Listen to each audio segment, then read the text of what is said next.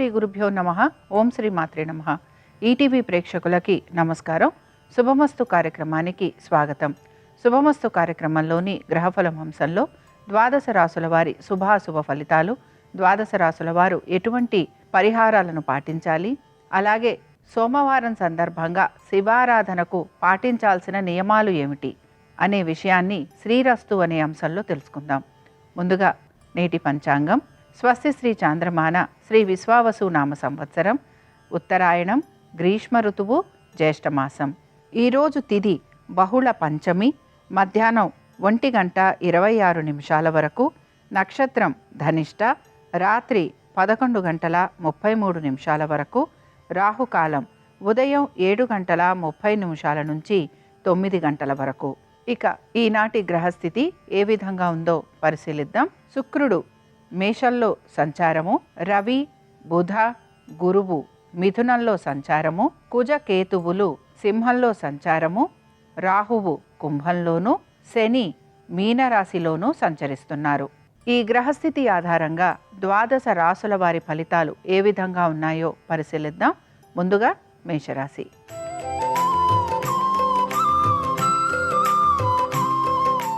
మేషరాశి వారికి ఆర్థిక స్థితిగతులలో చక్కటి మార్పులు గోచరిస్తున్నాయి. అలాగే దీంతో పాటు మీ సంతానానికి కూడా మంచి అనుకూలమైన స్థితిగతులు కనపడుతున్నాయి. ముఖ్యంగా విద్యార్థులకి వారు ఆశించిన విధంగా ఫలితాలు లభించే అవకాశాలు కూడా గోచరిస్తున్నాయి. అలాగే విద్యార్థులు కనుక దూర ప్రయాణాలు చేయాలనుకుంటున్నా, విద్య కోసం విదేశాలకు వెళ్ళాలని ప్రయత్నిస్తున్నా ఆ విషయాలలో కూడా వీరికి సానుకూలత అనేది లభిస్తుంది. ఇక పెట్టుబడుల విషయంలో కూడా మీకు మంచి మార్పులు అనేవి గోచరిస్తున్నాయి. ముఖ్యంగా మీరు కనుక దీర్ఘకాలిక పెట్టుబడులు పెడుతున్నా, మ్యూచువల్ ఫండ్స్ చేస్తున్నా, వీటిల్లో మీకు మంచి అనుకూలమైన స్థితిగతులు గోచరిస్తున్నాయి. కోర్టు విషయాలు ఏవైతే ఉన్నాయో ఇవి సానుకూలంగా ముందుకు వెళ్ళే అవకాశాలు గోచరిస్తున్నాయి. ఇక ముఖ్యంగా మీ పాత రుణాలు తీర్చి కొత్త రుణాల కోసం మీరు ప్రయత్నం అనేది కొనసాగిస్తారు. శత్రువులపైన విజయాన్ని సాధిస్తారు. ఇక ఈ రాశి వారు ఈరోజు అరుణాచలాష్టకం చదవటం, వినటం, అలాగే స్వామివారి దర్శనం వీరికి మంచి ఫలితాలను కలిగిస్తుంది. అనుకూలించే దిక్కు పడమర, కలిసొచ్చే రంగు నీలము, అదృష్ట సంఖ్య 8.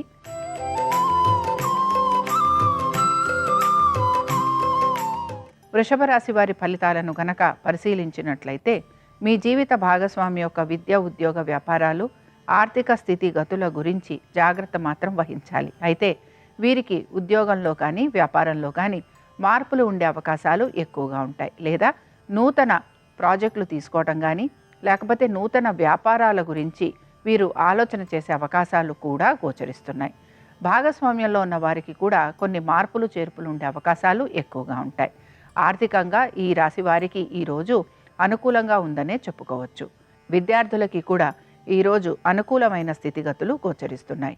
పెట్టుబడుల విషయంలో మాత్రం ఈ రాశివారు కొంత అజాగ్రత్తగా ఉండే అవకాశాలు ఎక్కువగా ఉంటాయి.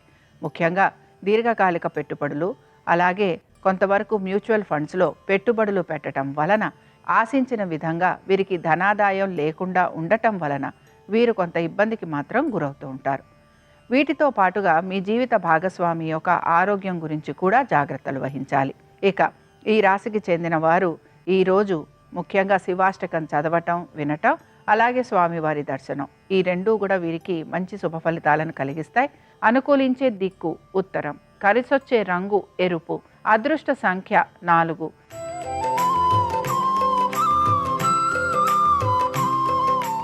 మిథున రాశి వారి ఫలితాలను గనక పరిశీలించినట్లయితే మిథున రాశి వారికి మాత్రం ఆర్థిక పురోగతి అనేది సూచిస్తోంది. అలాగే కోర్టు విషయాలలో అనుకూలమైన స్థితిగతులు కూడా కనపడుతున్నాయి.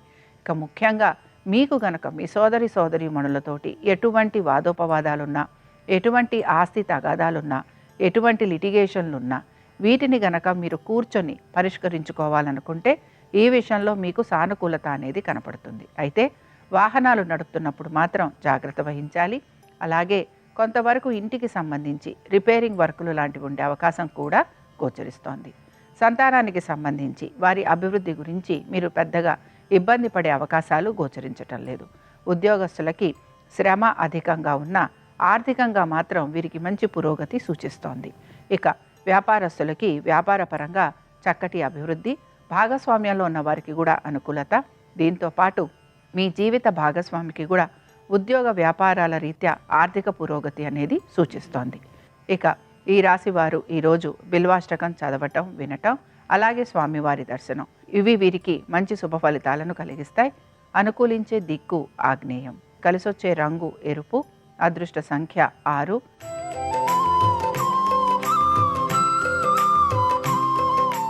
కర్కాటక రాశి వారి ఫలితాలను గనక పరిశీలించినట్లయితే కర్కాటక రాశి వారికి ఈరోజు ఆర్థిక పురోగతి, అలాగే దీంతోపాటు ఉద్యోగంలో చక్కటి అభివృద్ధి, ఆశించిన విధంగా మంచి మార్పులు కలిగే అవకాశాలు గోచరిస్తున్నాయి. అయితే ఈ రాశివారు ఉద్యోగపరంగా అనుకూలత అనేది ఉన్న వీరికి ఉద్యోగాల్లో అదనపు బాధ్యతలు తీసుకోవాల్సిన పరిస్థితులు, దీంతోపాటు వీరి సహోద్యోగుల సహాయ సహకారాలు వీరికి తగిన విధంగా లభించకపోవటము, అలాగే ఉన్నతాధికారుల ప్రశంసల కోసం మీరు ఎంత పని చేస్తున్నా వారు మిమ్మల్ని ప్రశంసించకపోగా మీకు ఇంకా అదనపు బాధ్యతలు అప్పగించే పరిస్థితులు మీకు కనపడుతూ ఉంటాయి.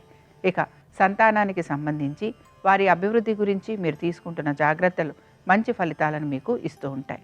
అలాగే విద్యార్థులకి కూడా ఆశించిన విధంగా చక్కటి మార్పులు అనేవి గోచరిస్తున్నాయి. పెట్టుబడుల విషయంలో కూడా మీకు అనుకూలమైన స్థితిగతులే కనపడుతున్నాయి. మీ జీవిత భాగస్వామికి సంబంధించి వారి యొక్క విద్య, ఉద్యోగ వ్యాపారాలు, ముఖ్యంగా వారి ఆరోగ్యం గురించి జాగ్రత్త తీసుకోవాలి. వారి ఆర్థికపరమైన విషయాల గురించి కూడా మీరు తగు జాగ్రత్తలు తీసుకోవాల్సిన పరిస్థితులు మీకు కనపడుతూ ఉంటాయి. ఈ రాశి వారు ఈరోజు రుద్రకవచం చదవటం, వినటం, అలాగే స్వామివారి దర్శనం వీరికి మంచి ఫలితాలను కలిగిస్తుంది. అనుకూలించే దిక్కు ఉత్తరం, కలిసొచ్చే రంగు నలుపు, అదృష్ట సంఖ్య 9.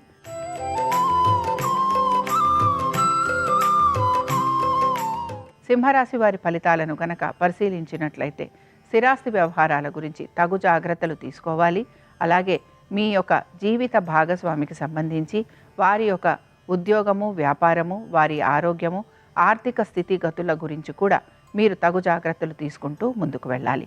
కుటుంబ సభ్యులకి సంబంధించి వారి యొక్క విద్య, ఉద్యోగ వ్యాపారాలు, వారి ఆర్థిక స్థితిగతుల గురించి కూడా మీరు తగిన చర్యలు తీసుకోవాల్సిన పరిస్థితులు మీకు కనపడుతూ ఉంటాయి. మీరు ఎన్ని సహాయ సహకారాలు అందించినా వారికి తగిన విధంగా అందకపోవటం, లేదా మీ కుటుంబ సభ్యులు మీరు తగిన విధంగా వారికి సహాయ సహకారాలు అందించట్లేదని మిమ్మల్ని నిందించే అవకాశాలు కూడా మీకు గోచరిస్తూ ఉంటాయి. వాహనాలు నడుపుతున్నప్పుడు జాగ్రత్త వహించాలి. గృహోపకరణాలు లేదా ఇంటికి సంబంధించి ఏదైనా రిపేరింగ్ వర్క్ లాంటివి ఉండే అవకాశాలు ఎక్కువగా ఉంటాయి. ఉద్యోగస్తులకి అనుకూలంగా పరిస్థితులు కనపడుతున్నా వారి సహోద్యోగుల యొక్క సహాయ సహకారాలు వారికి లభించకపోవటం, అలాగే ఉన్నతాధికారులకి సమాధానం చెప్పుకోవాల్సిన పరిస్థితులు వీరికి కొంతవరకు కనపడుతూ ఉంటాయి. ఇక సింహరాశి వారు ఈరోజు శివ పంచాక్షరి చదవటం, అలాగే స్వామివారి దర్శనం చేసుకోవటం వీరికి మంచి శుభ ఫలితాలను కలిగిస్తుంది. అనుకూలించే దిక్కు నైరుతి, కలిసొచ్చే రంగు పసుపు, అదృష్ట సంఖ్య 5.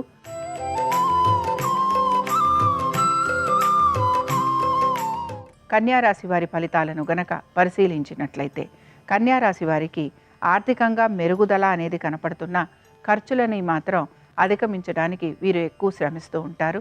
అలాగే ఎంత ధైర్య సాహసాలు వీరు చూపిస్తున్నా ఎక్కడో అక్కడ వీరు ఓడిపోతున్నారనే భావన వీరిలో ఎక్కువగా కలుగుతూ ఉంటుంది. అయితే మొండిదలతోటి, పట్టుదలతోటి వీరు పనులని పూర్తి చేస్తారని మాత్రం చెప్పుకోవచ్చు.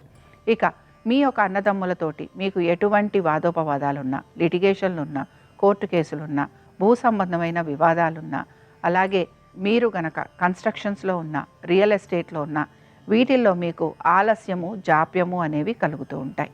అలాగే మీరు ఎటువంటి సమస్యలు ఉన్నా కూర్చొని పరిష్కరించుకోవాలని గనక ప్రయత్నం చేస్తూ ఉంటే అందులో కూడా మీకు కొంత నిరాశ అనేది ఎదురవుతూ ఉంటుంది. మీ సంతానం గురించి, వారి యొక్క విద్య, ఉద్యోగ వ్యాపారాలలో మీకు కొంత అనుకూలమైన స్థితిగతులు గోచరిస్తూ ఉంటాయి. ఇక ఈ రాశి వారు ఈరోజు శ్రీ ఉమామహేశ్వర పంచరత్న స్తోత్రం చదవటం, వినటం, అలాగే స్వామివారి దర్శనం వీరికి మంచి శుభ ఫలితాలను కలిగిస్తుంది. అనుకూలించే దిక్కు ఆగ్నేయం, కలిసొచ్చే రంగు ఎరుపు, అదృష్ట సంఖ్య 7.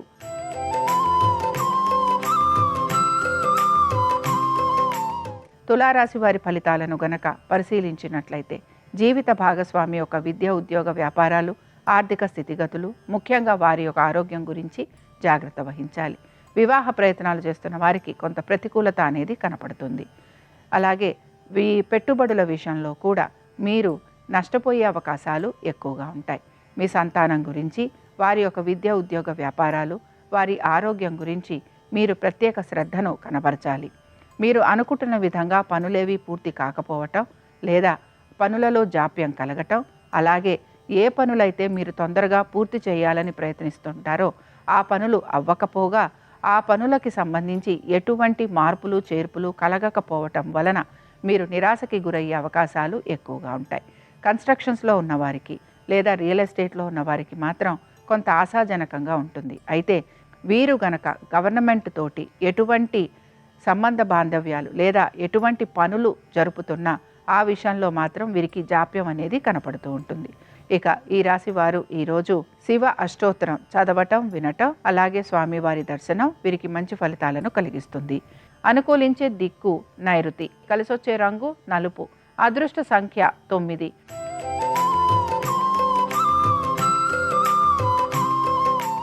వృశ్చిక రాశి వారి ఫలితాలను గనక పరిశీలించినట్లయితే కోర్టు వివాదాలు ఏవైతే ఉన్నాయో ఇవి ముందుకు సాగే అవకాశాలు గోచరిస్తున్నాయి. శత్రువులపైన విజయాన్ని సాధించే అవకాశాలు ఎక్కువగా ఉంటాయి. ఉద్యోగస్తులు నూతన ఉద్యోగం కోసం ప్రయత్నిస్తుంటే ఆ విషయంలో వీరికి సానుకూలత కనపడుతుంది. అలాగే మీరు గనక కొత్త ప్రాజెక్టుల కోసం ఎదురు చూస్తుంటే ఆ విషయంలో కూడా మీకు అనుకూలమైన స్థితిగతులు గోచరిస్తున్నాయి. మీ జీవిత భాగస్వామికి సంబంధించి ఉద్యోగము, వ్యాపారము, అలాగే ఆర్థిక స్థితిగతులలో చక్కటి మార్పులు అనేవి గోచరిస్తున్నాయి. ఎప్పటి నుంచో ఆగిపోయిన పనులు ఏవైతే ఉన్నాయో అవి పూర్తయ్యే అవకాశాలు కూడా గోచరిస్తున్నాయి. అలాగే విద్యార్థులు కనుక దూర ప్రదేశాలకు వెళ్ళి విద్యని అభ్యసించాలి అని ప్రయత్నిస్తే ఆ విషయంలో కూడా కొంత ప్రతికూలత అనేది గోచరిస్తూ ఉంటుంది. ఇక ఈ రాశికి చెందిన స్త్రీలకి మాత్రం ఆరోగ్యపరంగా వీరు జాగ్రత్తలు తీసుకోవాలి. సంతానానికి సంబంధించి కూడా వీరు జాగ్రత్త వహించాలి. అలాగే తొందరపాటు నిర్ణయాలు తీసుకోకూడదు. కొంచెం వైద్య సంబంధంగా వీరికి ఖర్చులు అధికంగా ఉండే అవకాశం గోచరిస్తోంది. మానసికంగా ఒత్తిడికి గురయ్యే అవకాశాలు ఎక్కువగా ఉంటాయి. ఇక ఈ రాశి వారు ఈరోజు బిల్వాష్టకం చదవటం, వినటం, అలాగే స్వామివారి దర్శనం వీరికి మంచి ఫలితాలను కలిగిస్తుంది. అనుకూలించే దిక్కు ఆగ్నేయం, కలిసొచ్చే రంగు నలుపు, అదృష్ట సంఖ్య 7.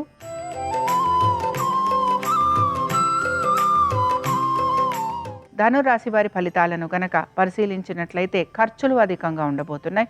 ఆర్థికంగా మీకు కొంత అనుకూలత ఉన్న ఖర్చులను అధిగమించడానికి మాత్రం మీరు ఎక్కువగా ప్రయత్నిస్తూ ఉండాలి. దీంతో పాటు మీ ఆరోగ్యం గురించి జాగ్రత్త వహించాలి. ఆస్తులకి సంబంధించి ఇబ్బందులు ఎదుర్కోవాల్సిన పరిస్థితులు గోచరిస్తూ ఉంటాయి. తల్లిదండ్రుల ఆరోగ్యం గురించి శ్రద్ధ వహించాలి. మీకు ఎటువంటి రుణాలు ఉన్నా లేదా రుణ సంబంధమైన ఇబ్బందులు ఉన్నా వాటికి తగిన సమాధానం చెప్పుకోవాల్సిన పరిస్థితులు మీకు కనపడుతూ ఉంటాయి. పాత రుణాలు ఇచ్చిన వారు మీ పైన ఒత్తిడి తెచ్చే ప్రయత్నం చేస్తూ ఉంటారు. అలాగే మిత్రులే శత్రువులయ్యే అవకాశం ఎక్కువగా ఉంటుంది. కుటుంబ సభ్యులు కూడా మీకు తగిన విధంగా ఆలోచన చేయకపోవటం లేదా మీతో సహాయ సహకారాలు అందించకపోవటం వలన మీరు కొంత ఇబ్బందికి మాత్రం గురవుతూ ఉంటారు.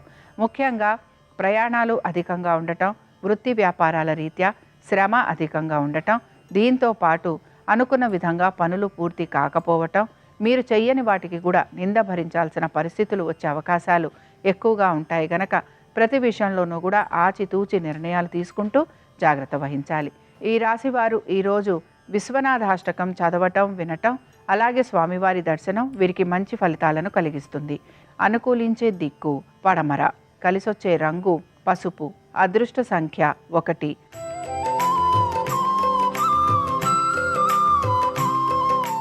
మకర రాశి వారి ఫలితాలను గనక పరిశీలించినట్లయితే మకర రాశి వారికి కుటుంబ సభ్యుల గురించి ఎక్కువగా ఆందోళన చెందటం, అలాగే మీ స్థిరాస్తి గురించి కూడా మీరు కొంత ఆందోళన చెందే అవకాశాలు గోచరిస్తున్నాయి. మీరు గవర్నమెంట్ సంబంధంగా ఎటువంటి పనులు తలపెడుతున్నా అవన్నీ కూడా వాయిదా పడటము లేదా అవి ముందుకు సాగినట్టే కనపడుతున్నా అందులో మీకు ఎటువంటి లాభము కనిపించకపోవటం మీలో కొంత నిరాశను కూడా కలిగిస్తూ ఉంటుంది. కన్స్ట్రక్షన్స్లో ఉన్నవారికి, రియల్ ఎస్టేట్లో ఉన్నవారికి, అలాగే కొంతవరకు భూ సంబంధమైన వ్యాపారాలు లేదా భూ సంబంధమైన వ్యవహారాలు నడిపే వారికి మాత్రం అనుకూలంగా ఉంటుంది. అయితే పనులన్నీ కూడా నెమ్మదిగా పూర్తవుతాయని గ్రహించాలి. ఇక అన్నదమ్ముల మధ్యన మాత్రం శత్రుత్వం లాంటివి వచ్చే అవకాశాలు ఎక్కువగా ఉంటాయి. వాదోపవాదాలు కలిగే అవకాశాలు ఉంటాయి. ఈ విషయంలో జాగ్రత్తగా ఉండాలి. తల్లిదండ్రుల ఆరోగ్యానికి సంబంధించి కూడా జాగ్రత్త వహించాలి. ఉద్యోగానికి సంబంధించి శ్రమ అధికంగా ఉంటుంది. అయితే శ్రమకి తగిన ఫలితం కూడా మీకు లభిస్తూ ఉంటుంది. ఈ రాశి వారు ఈరోజు ద్వాదశ జ్యోతిర్లింగ స్తోత్రం చదవటం వినటం అలాగే స్వామివారి దర్శనం వీరికి మంచి ఫలితాలను కలిగిస్తుంది. అనుకూలించే దిక్కు వాయువ్యం, కలిసొచ్చే రంగు నీలము, అదృష్ట సంఖ్య 7.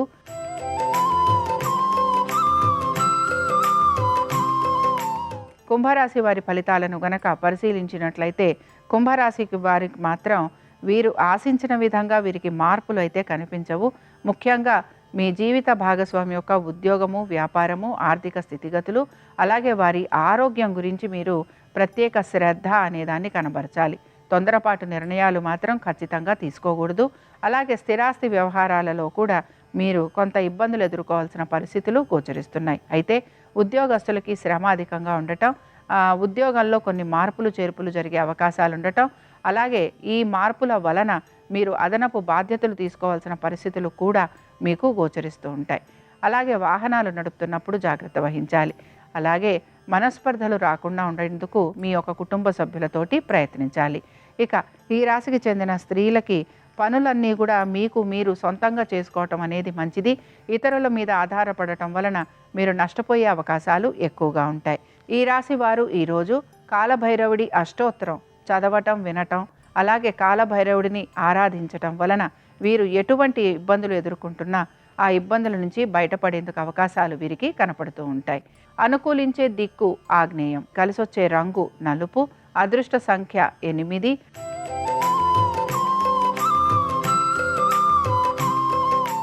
మీనరాశి వారి ఫలితాలను గనక పరిశీలించినట్లయితే మీనరాశి వారికి ఆర్థిక పురోగతి అనేది కనపడుతోంది. అయితే వీరికి మాత్రం రుణ సంబంధంగా ఆర్థిక పురోగతి అనేది సూచిస్తోంది.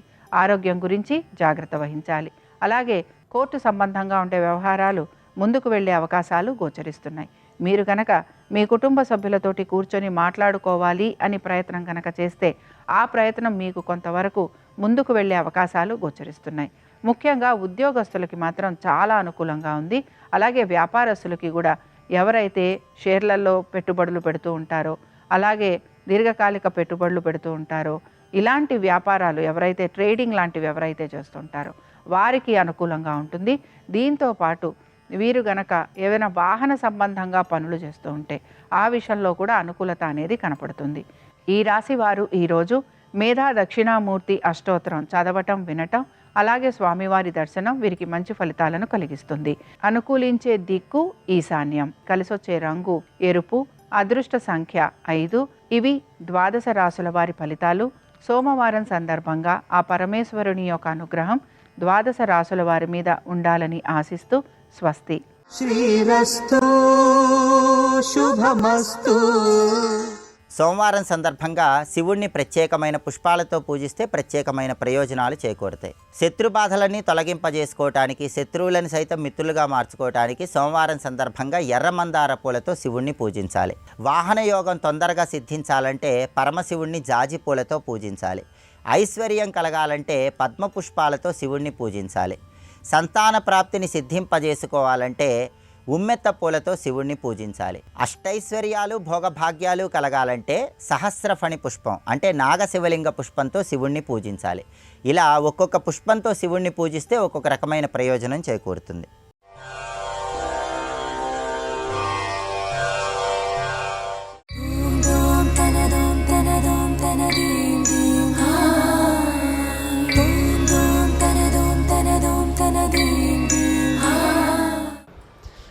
మీరా భజన్స్ వింటే అసలు ఆవిడ కృష్ణుడి యొక్క ఆ సౌందర్యాన్ని, కృష్ణుడి యొక్క అనుగ్రహాన్ని అలా అనుభవించింది.